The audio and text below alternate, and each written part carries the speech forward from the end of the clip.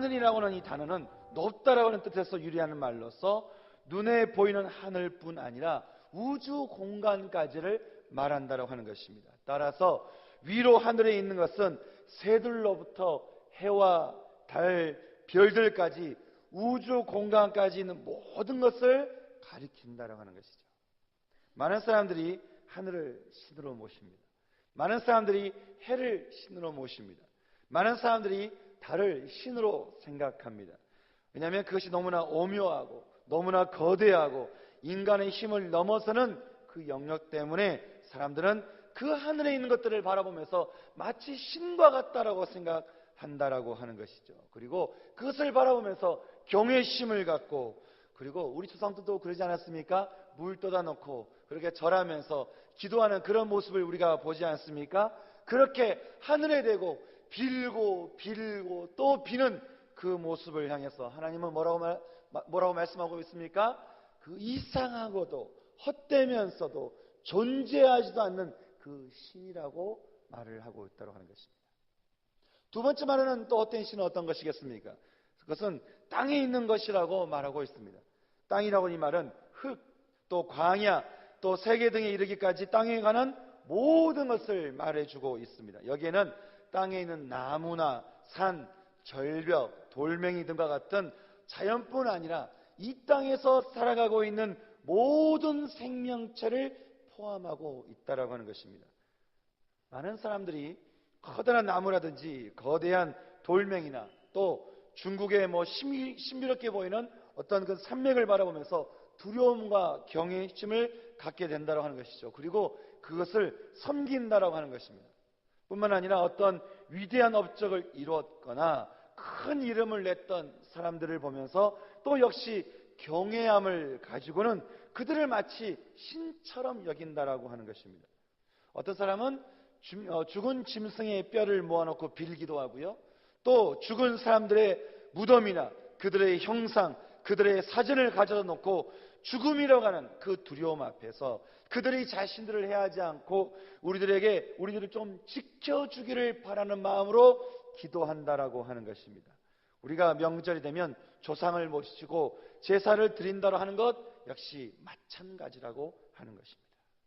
그런데 이 땅에 있는 이 모든 것, 나무나 또 산이나 돌멩이나 동물들이나 사람들까지 이 땅에 기어다니고 걸어다니고 뛰어다니고 세워져 있는 이 모든 것이 사실은 무엇입니까?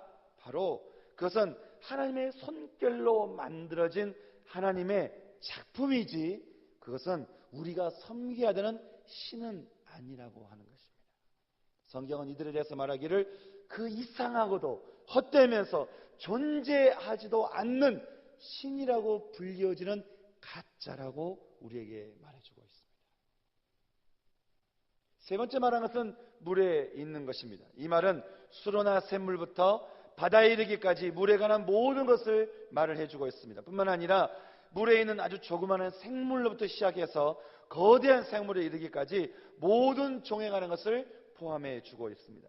사람들이 이렇게 하늘과 땅과 물에 있는 것들로 자신들의 힘을 삼는다라고 하나님께서 말씀해 주고 있다는 것이죠. 사람들이 그렇게 하나님의 창조물에서 하나님의 위대하심을 보는 것이 아니라 그것을 바라보면서 그 창조물의 위대함을 바라보면서 그것을 신이라고 여기고 그것을 바로 거기다가 절하고 그것을 숭배한다라고 우리는 성경을 통해서 우리는 배우게 된다는 것입니다. 어떻게 그렇게 되었을까요? 왜 인간은 그렇게 참 헛되면서도 존재하지도 않는 신이라고 불리는 것들을 우리가 그렇게 잡고 기도하고 예배드리고 제사하면서 왜 우리는 그렇게 되었을까요? 그 이유는 우리는 하나님을 대적하는 그 대상을 통해서 우리가 알 수 있는데 바로 하나님을 대적하는 자가 누구입니까? 바로 사탄 마귀라고 하는 것입니다. 요한복음 8장 44절에 사탄 마귀에 대해서 성경은 이렇게 이야기해주고 있습니다. 그는 거짓말장이요 그는 거짓의 아비다라고 말하고 있는 것이죠. 그의 거짓말의 목적은 단 한 가지입니다. 그것은 하나님을 하나님이라고 믿지 못하게 하는 것입니다. 인간의 창조의 특성상 우리는 하나님을 예배하게 되어 있습니다. 그래서 하나님을 예배하지 못하게 사단이 계속해서 방해하는 것이죠. 그래서 사단은 습관적으로 세 가지 거짓말을 우리에게 한다고 하는 것입니다. 세 가지 거짓말 중에 첫 번째는 뭐냐면 이 세상에는 하나님이 없다는 거예요. 어디 하나님이 있냐는 거예요. 하나님을 한번 보이면 한번 데려와 보라 이거예요. 하나님이 어디 눈에 보이겠냐 이것이죠. 하나님은 없다 이겁니다. 두 번째 거짓말은 무엇입니까? 하나님은 있기는 있는데 그것은 너를 도와주지도 못하고 너를 구원하지도 못하고 너를 용서해 주지도 않고 너를 용납하기에는 너무나 부족한 그런 하나님이라고 말한다고 하는 것입니다. 어떨 땐 너무 무기력하고 또 너무 무관심한 하나님이 바로 네가 믿는 하나님이라고 그렇게 우리에게 거짓말한다라고 하는 것입니다. 만약에 우리가 그 속임수에 넘어가게 되면 어떻게 하겠습니까? 하나님을 찾지 않게 된다고 하는 것이죠.